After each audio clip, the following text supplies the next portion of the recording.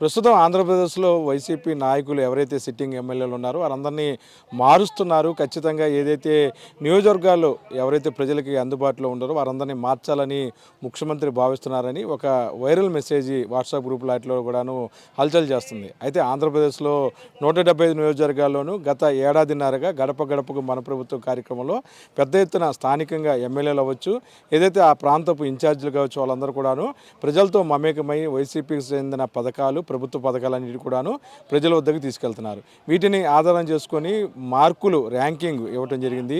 175 నియోజకవర్గాల్లోనూ ఎమ్మెల్యేలు ఎవరు బాగా పనిచేశారనే వారికి 100 మార్కులు, 75, 50 అలాగే 30 మార్కులు వచ్చిన వారు కూడాను ఈ జాబితాలో ఉన్నారు. ఆ జాబితాలో కనీసం 20 మందికైనా సరే ఈసారి సీట్లు దక్కకపోవచ్చు అనేది ప్రస్తుతం అందరిలో ఉన్న ఆలోచన.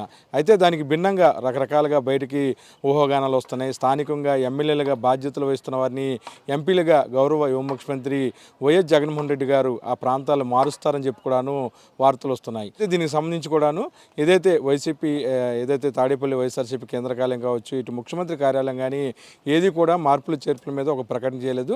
కేవలం గుంటూరు జిల్లాకు సంబంధించి 11 మందిని మాత్రమే ఆ ప్రాంతంలో మార్పులు చేర్పులు చేయడం జరిగింది.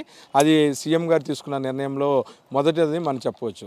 అయితే ఆ తర్వాత అన్ని జిల్లాల్లోనూ ఏదైతే మార్పులు చేర్పులు ఉంటాయని చెప్పి భావించారు. సుమారు 40 మంది ఆ జాబితా, అంటే ఏదైతే మార్పులు చేర్పులు ఉన్నాయో ఒక 40 మంది జాబితాని ముఖ్యమంత్రి సిద్ధం చేసుకున్నారని, దానికి సంబంధించి కూడాను 2-3 రోజుల్లో తుది ఏదైతే ఆ జాబితా విడుదలయ్యే అవకాశాలు ఉన్నట్టుగా తెలుస్తుంది. అయితే జనవరి 5 నుంచి చంద్రబాబు ప్రతి పార్లమెంట్లోనూ బహిరంగ సభలో పవన్ కళ్యాణ్తో కలిసి పెడుతున్నారు, ఎన్నికల ప్రచారం మొదలెట్టారని చెప్పేసి కొద్దిసేపటి క్రితం టీడీపీ మంగళగిరి పార్టీ కార్యాలయం ఒక ప్రకటన తెలిపిన నేపథ్యంలో ఇటు కూడా ఏదైతే జనవరి 1-2 తారీఖుల్లోనే జాబితాలు సిద్ధం చేసుకుంటూ ఆయా ప్రాంతాల్లో ప్రచారం పైన ముఖ్యమంత్రి దృష్టి సారించినట్లుగా తెలుస్తుంది.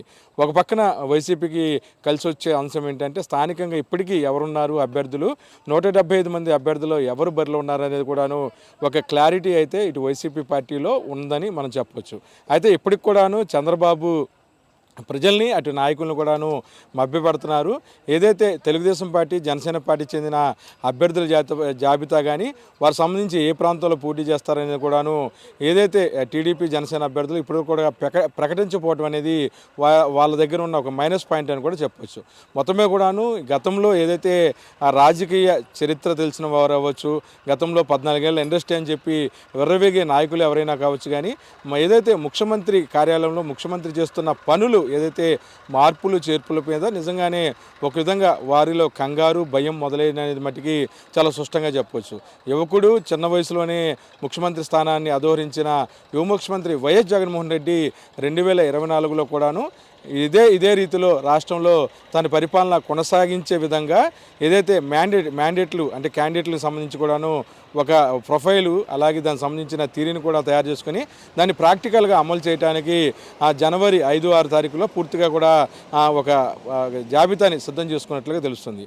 ఈరోజు మైలవరానికి సంబంధించిన ఎమ్మెల్యే వసంత వెంకటకృష్ణ ప్రసాద్తో గౌరవ ముఖ్యమంత్రికి అక్కడ మైలవరం సంబంధించిన ఏదైతే ఇబ్బందులు ఉన్నాయో వాటి మీద ముఖాముఖి మాట్లాడుతున్నారు.